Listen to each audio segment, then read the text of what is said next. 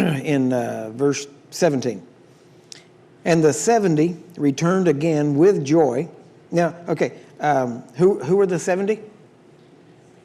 Those are the guys that Jesus sent out, is that right? Okay, give me a name. You don't have a name?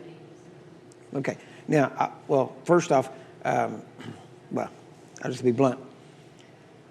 He sent them out. They healed the sick. They cast out devils. They said they cast out devils. They said, even the devils are subject to us through your name. So we know they cast out devils. Is that right? Healing the sick and casting out devils didn't even warrant them getting their name in the book. You know, he gave a list of the 12, right? He didn't give a list of the 70. Why? Because, and even what he tells them, watch what he tells them.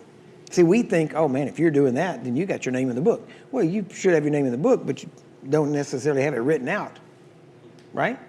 So it shows that it's not that high on the level. Now, it's important because you're setting people free, but it doesn't make you important.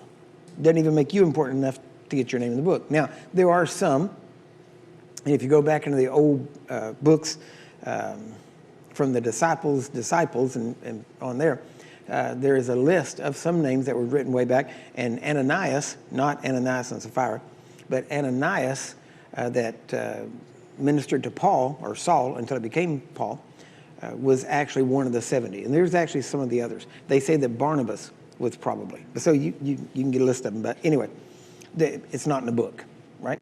Now, he says, and the 70 returned again with joy, saying, Lord, even the devils are subject unto us through thy name. And he said unto them, I beheld Satan as lightning fall from heaven. Behold, look, take notice. I give unto you authority. What's he doing? He's given his authority. Where did we see that before?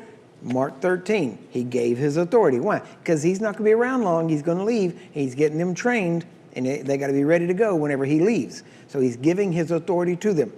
He says, I give unto you authority to tread on serpents and scorpions, and over all the power of the enemy, and nothing shall by any means hurt you.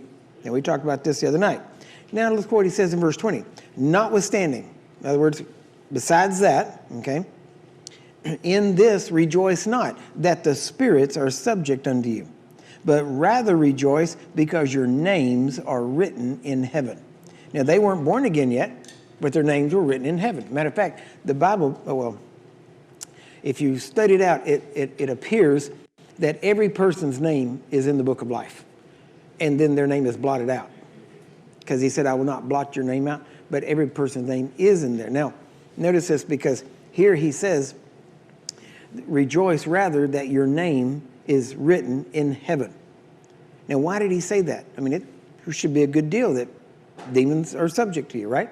But he said, that's not. He said, if you get hung up on that and you realize that you can cast out devils and you become a professional devil caster outer, okay?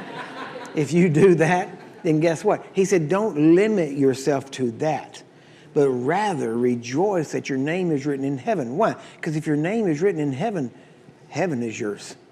Not just power over devils, but everything is yours. Why? Because they're going to be a joint heir with Christ as soon as they can get born again.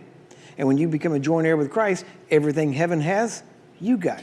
You've already been blessed with every spiritual blessing in heavenly places, Ephesians 1:3 says. So you've already been blessed. He's already granted that. Now the deal is you've got to receive it. Just because it's granted doesn't mean it automatically comes upon you. You have to receive it in a way that it becomes yours and you don't let it go. You don't let it slip. You don't let it get away from you. You got that?